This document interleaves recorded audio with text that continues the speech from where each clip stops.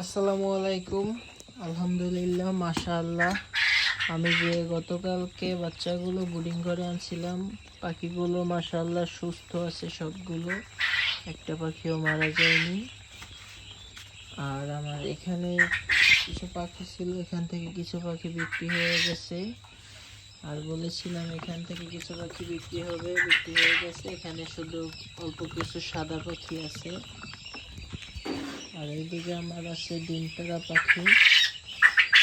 আর একটা আপনাদের জন্য সেল পোস্ট, যে আমার এই যে ছোট মেশিনটা, এটা অটো ইনকিউবেটর মেশিন।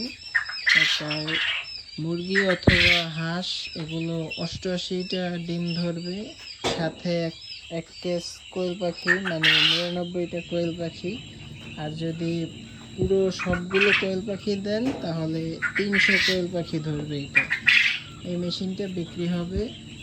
হ্যাঁ, যদি উজিরপুর থানার ভিতরে অথবা গৌরনদী থানা অথবা বরিশালের ভিতরে কারো প্রয়োজন হয় অবশ্যই জানাবেন, এই মেশিনটা বিক্রি হবে।